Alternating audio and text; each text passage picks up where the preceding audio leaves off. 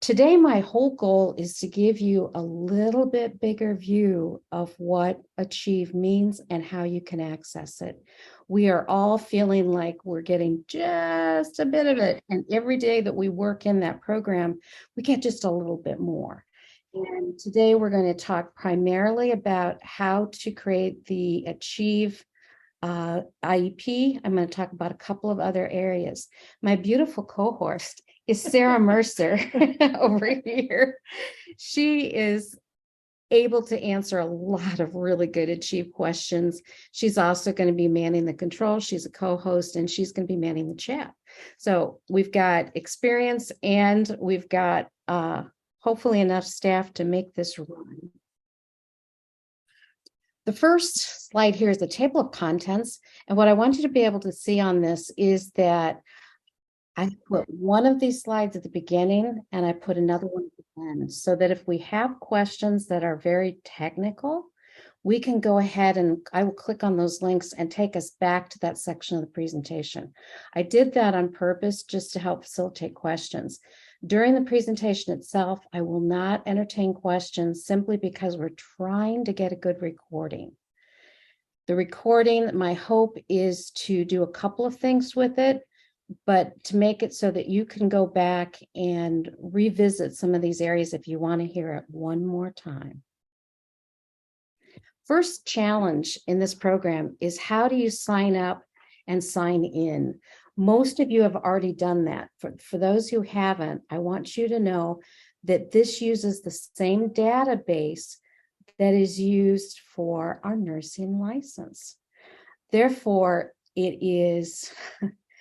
it can be confusing. The actual portal itself is built in the system that over 200 different state functions use the same database. So you might have an account not only for the Board of Nursing, you might have one for some other function as well. Just be certain that you know the difference. In order to work in Achieve, you have to have a school-based email address. If you don't have a school-based one, you won't be able to enter. That was tripping up people a lot at the beginning. The other thing too that I think is important to note is that your account ID is going to end with @IowaAid. Because it ends with that, it doesn't look like an email. It doesn't look like much of anything. Be aware that that is what the account is. It's not your school email address or anything else. Again, that was something that was confusing at the beginning. Once you set up an account and you get into the account, if you log in and see both the idea and see your name at the top of the screen, you've done it right. And those are the two keys. If you don't see the word idea at the top of that screen, that means that you're not logged in and you don't have access. Now, what I have learned since, and I put it in the email as well, is that our data specialists can give you that final access to IDEA once you have the account all set up. To get that done, that goes through your either special education director. Sometimes they'll be called curriculum directors. A lot of different names for this individual administrator. Whoever it is in your district that has the power to organize, control, and execute special education is the person who can make that request. The request will go through a regional director.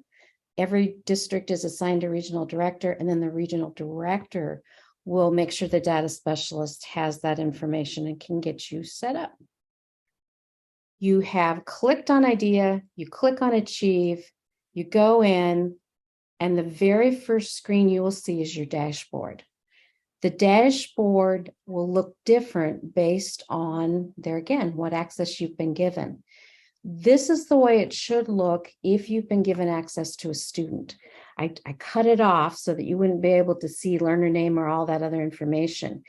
It will look very similar to the old legacy roster screen. As you look at this, it will have the name, date of birth, annual reeval, and IEP type. So is it a reeval? Is it the confusing thing about this is, as of right now, every student that we are transitioning over to Achieve will appear on your dashboard as an initial. And that's not necessarily accurate. It is in the system, but it's not, it might be a reeval. And we'll talk about that in a minute. If, on the other hand, when you log in first, you see a calendar there, that means you don't have access yet to any student. Because of that, you would need to talk with the case facilitator. If it's a brand new evaluation, that would be an AEA person. So that's who you're going to talk to initially to say, hey, please give me access. The other thing to note on here, across the top, not only do you see your name, and that's how you log out, but you'll also see PLS, which is the learner system for this. I also want you to know over here where it says My Dashboard, you can click on that at any time and it will take you back to the very first screen you see. If you have students on there, it'll list all your students just like the old rosters used to do in Legacy. When you click on that professional learning system, many different areas you can go look. Most of you are going to probably start in the Meet Iowa Achieve. That's the place where you can learn about steppers, you can learn about icons, how things are set up. That's kind of the bulk of it. If you want to know how to do a particular process, then you're going to want to click on special education because you serve 3-year-olds through 21 in special ed. That special education section is going to be the most helpful to you.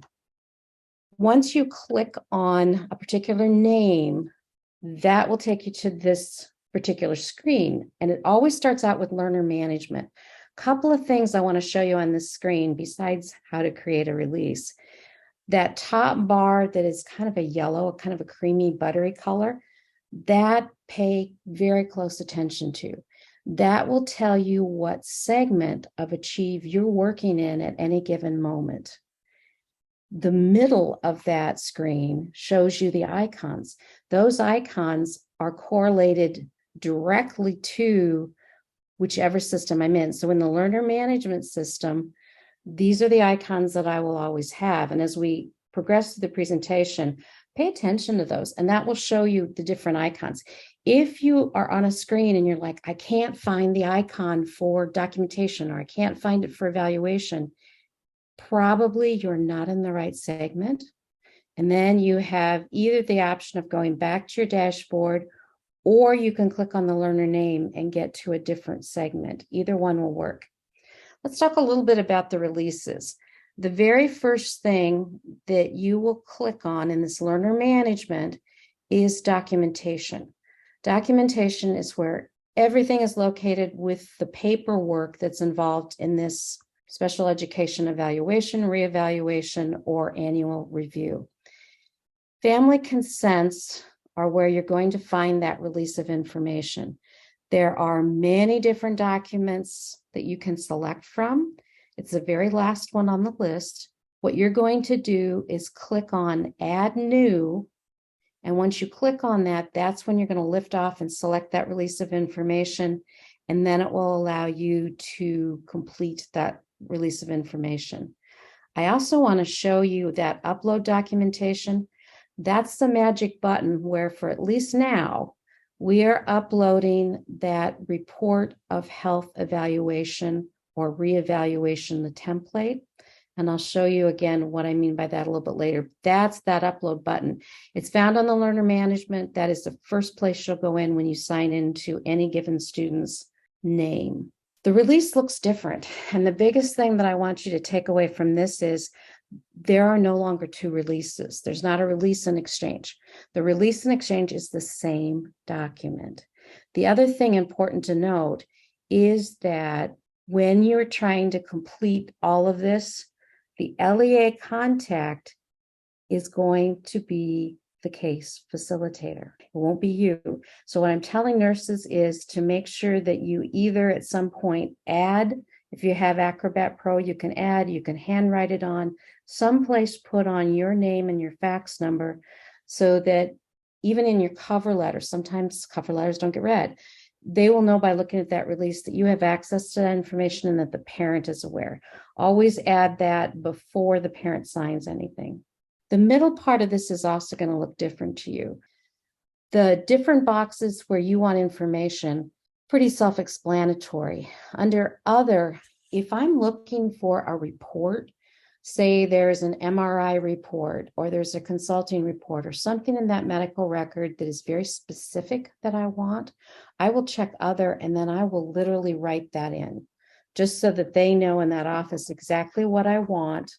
And I don't want a bunch of lab work because lab work, as you know, can get very page intensive.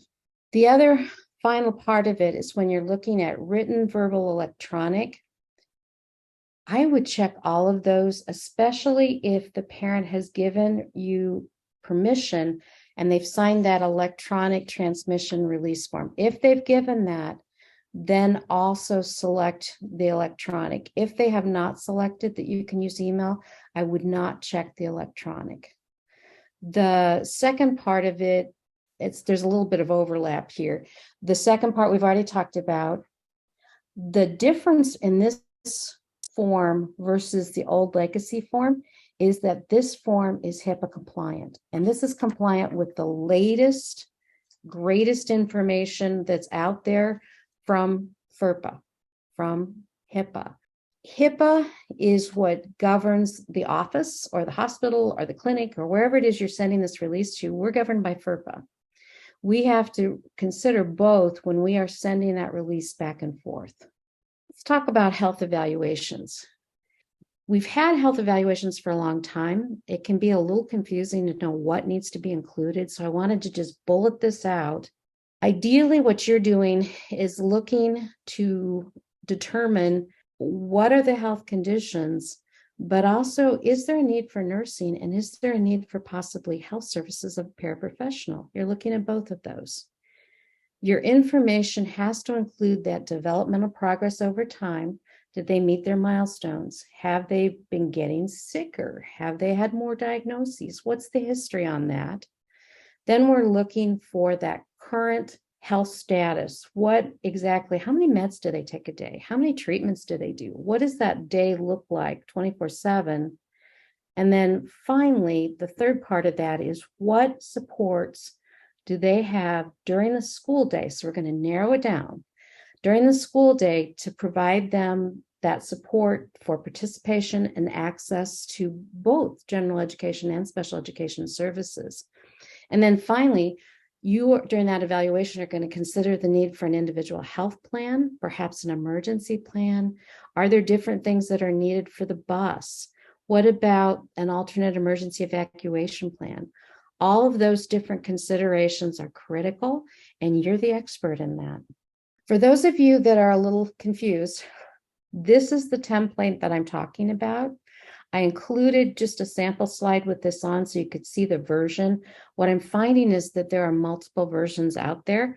Every time that we adjusted, reviewed, edited, whatever, there's a different version. So at the bottom left corner, it should say 2016, should be very simple looking.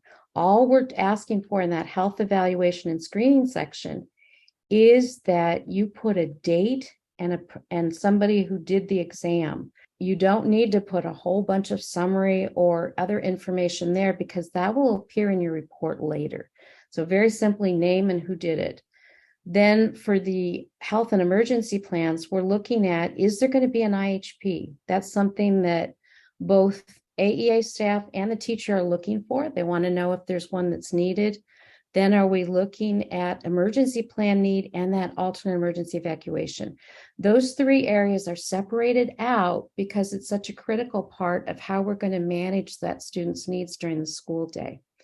The bottom three sections are really those big areas that I talked about in bullet 2 of the previous slide.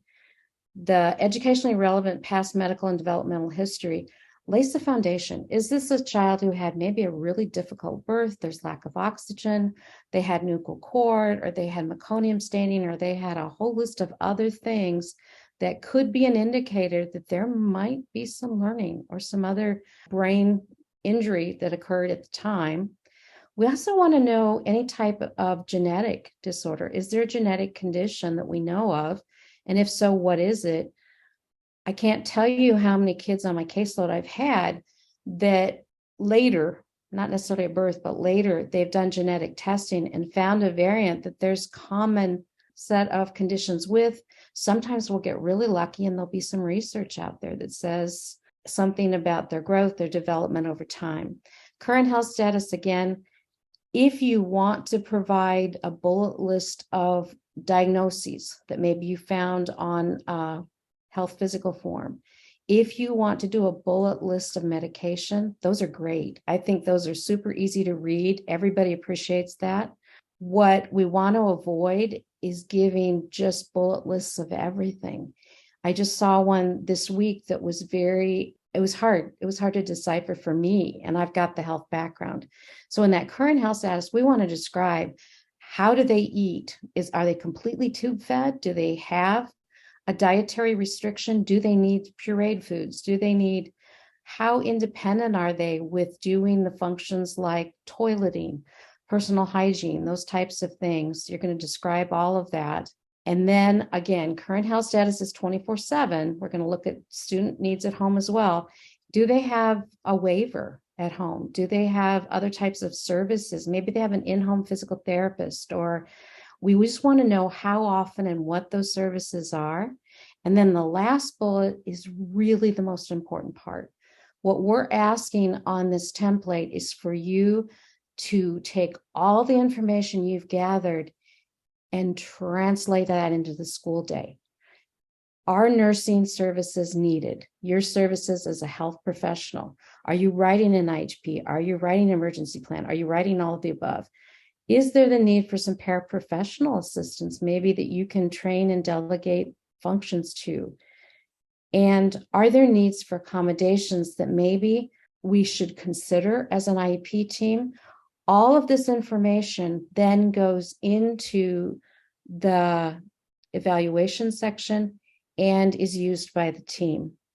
Uploading the health evaluation template, there you go. I showed you one more time. So you're going to click on documentation and upload it. I've had a number of nurses do that so far, and it has worked really well. No complaints, no issues, no nothing. They've been able to upload and the teams have been able to download. Procedural differences. What's a little different with ACHIEVE is that the facilitators are assigned to each IEP. If you are a nurse, you do have to request, I talked about that a little bit ago, but also this school year, there's going to be access to both.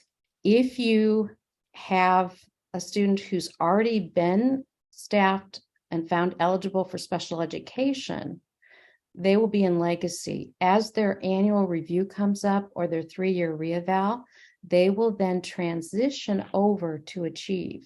And remember, as I said before, they all come in and they will say initial. The other thing that's a little different is eligibility must be determined before writing the IEP draft. So if in ACHIEVE, it isn't checked off in that system that the eligibility is determined and yes, they're eligible, we won't even have that option of opening up an IEP draft. So I just wanted you aware of that, because if you can't access that, that's probably the issue. And then the other thing is the prior written notices, or PWN. PWN is required after the team meets as an IEP team and makes decisions. That prior written notice will be a list of all the things that the team decided, and what that is based on, or I should say what it's used for, is not only a record of what was decided at the meeting, but also if the parent disagrees with any of those decisions, it's that prior written notice that they will appeal and have a grievance with whatever their issue is, but it's a prior written notice they will reference. As nurses, we don't typically write the prior written notice, but if it's a health issue, you will be asked to provide input, and your input is very important. Here's the stepper to navigate once you do get into write an IEP, and I just wanted to show you how it translates to legacy. Many of you are very proficient in legacy. It translates beautifully, and that's what I want you to understand, is that although the words we're using might be a little different, you can still find the same areas that you've relied on in the new ACHIEVE system. A is the profile. That's where you're going to find email addresses, mailing addresses, parent phone numbers, those types of good things that are demographic type information, you'll all find there. What used to be on page B, and it's always been the PLAAFP, is information related to baseline. What is it that describes this student so that anybody who doesn't know the student will be able to recognize them when they read it? When I read a really good PLAAFP statement, I'm like, oh yeah, and I could name it off even if there wasn't a name on that IEP. That's how good it should be that we're describing the student. What we don't do in this section is to recommend services or supports. We are simply describing. So good descriptive information is what we're after. Goals are self-explanatory. We seldom will write goals in ACHIEVE. The exceptions are when we're looking at things that might teach a child more independence, self-advocacy, other types of skills that we will teach through special education. Finally, page F. This is a wonderful function right now, is that you will have one place to enter all the services plus everything else that it is that you are wanting to enter.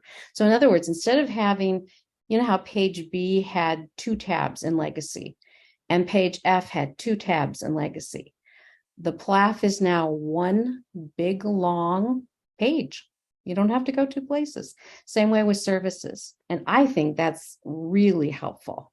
Let's start and dig a little deeper in PLAAFP. When you pull up the consideration of special factors, and this would be that PLAAFP page that just is going to scroll all the way up and down, you will click on the health box, and then down will pop these 2 options.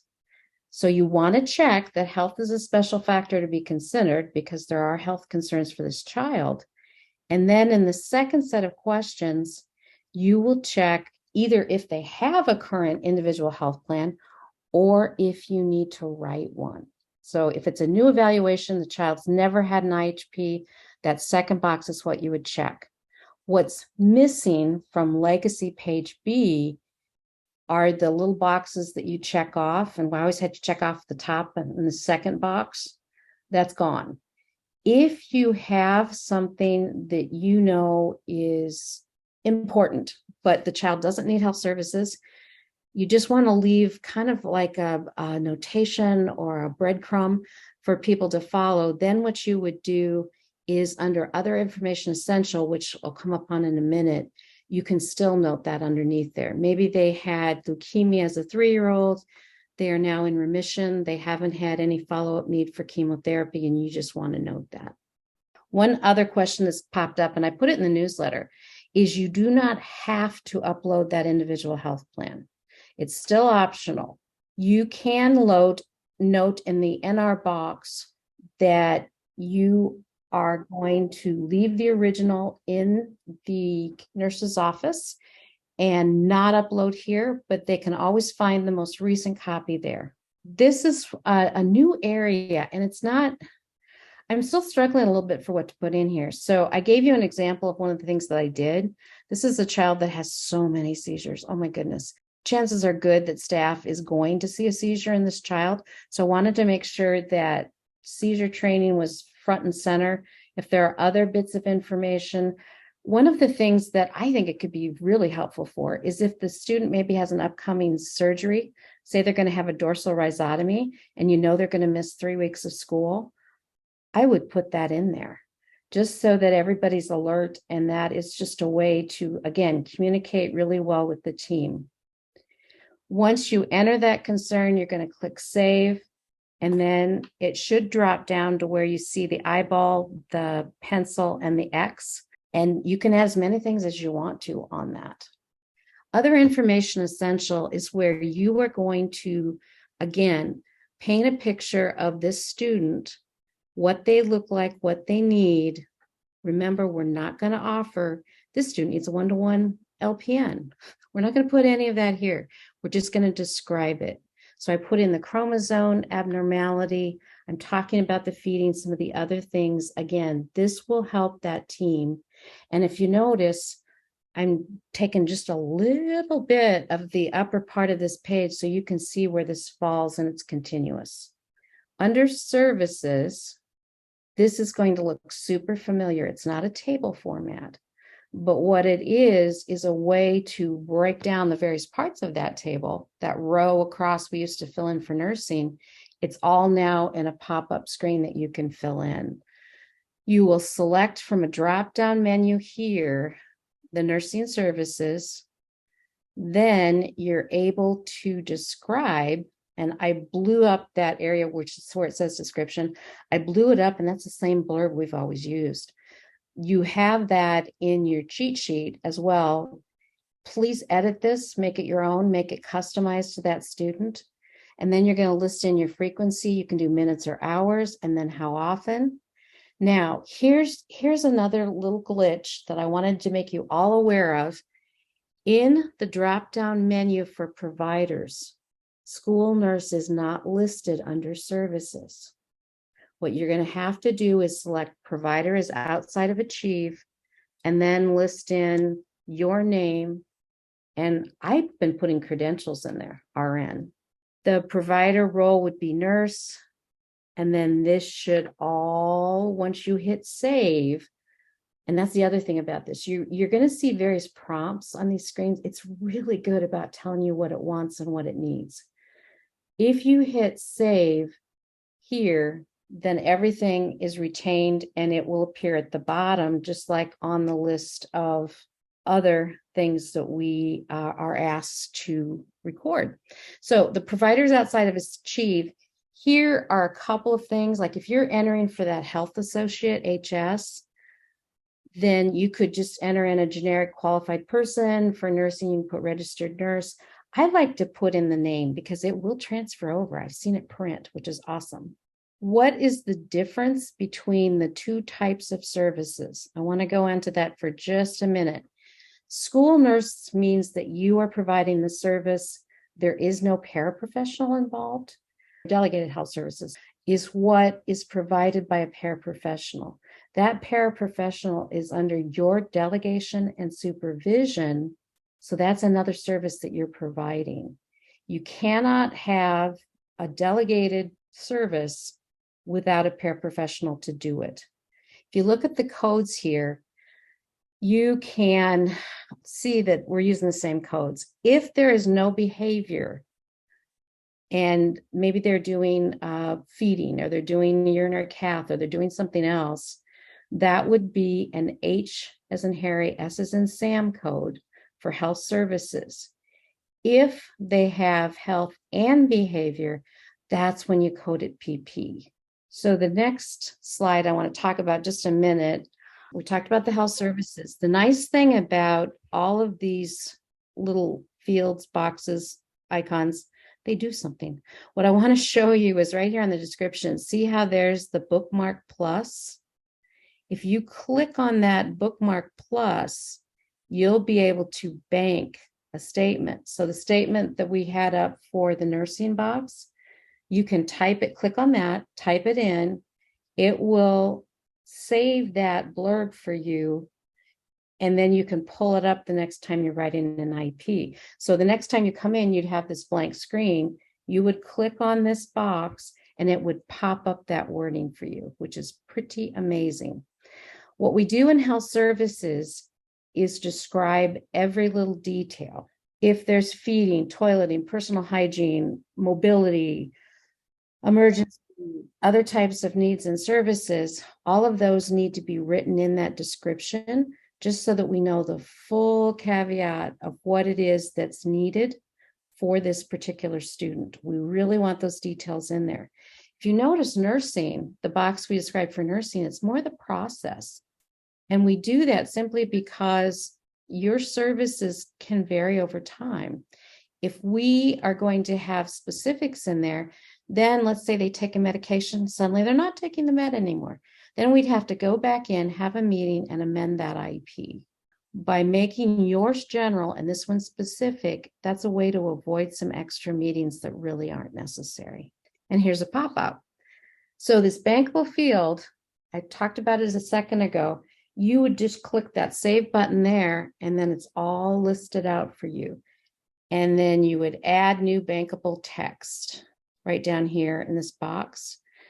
there are all kinds of things you can bank. Like if you want to start maybe a health paraprofessional box, you could do that. You can do it for nursing. As you're writing those services, remember I told you they'd pop up at the bottom?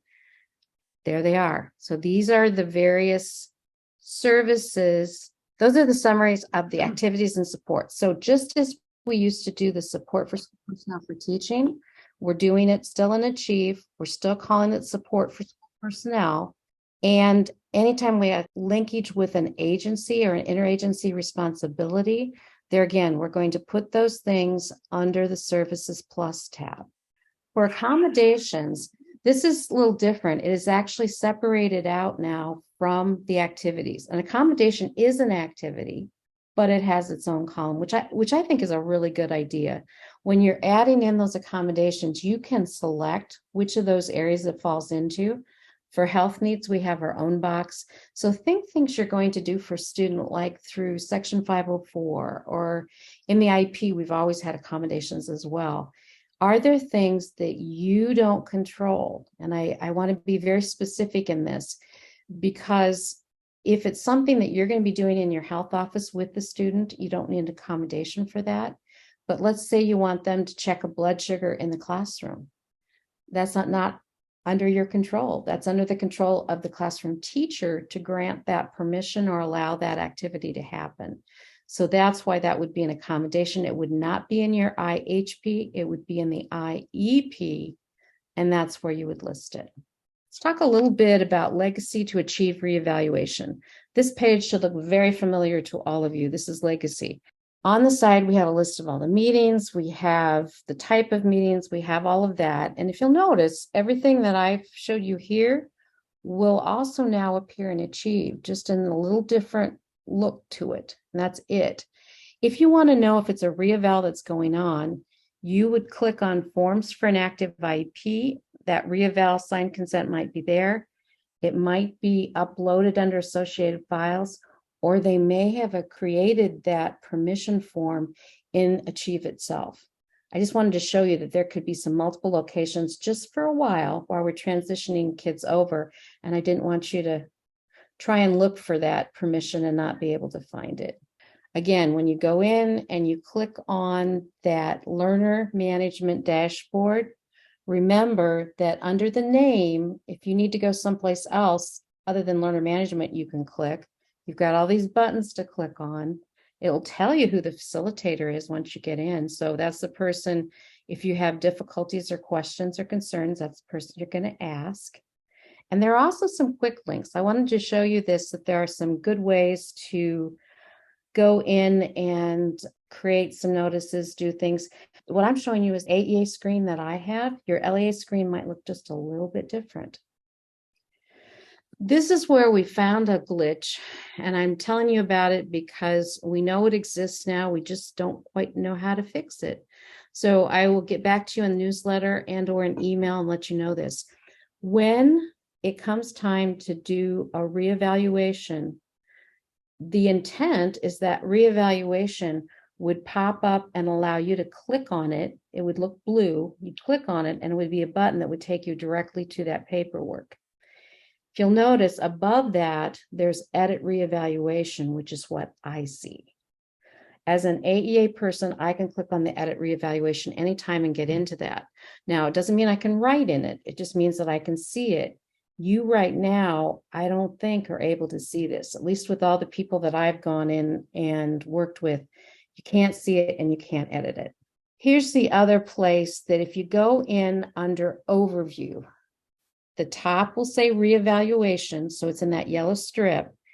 And then if you look on the overview button, people can see that they're part of the eval team. They can see that they've been given a health reassignment, but they can't enter it. So I wanted you to look in those two places. If you're not listed in those two places, that's something that the case facilitator can fix. When you click on the next over icon for reevaluation details, that is where it's going to start to spell out all of those screens that will allow you to enter information. Sometimes you won't see health listed there, but perhaps you have been asked to complete a health evaluation using the template. If your name isn't listed there and there's not health listed there, that doesn't mean it won't be part of that reevaluation. It just means that they're probably expecting you to upload for now. This is the evaluation assignment, and this is a page that I can see.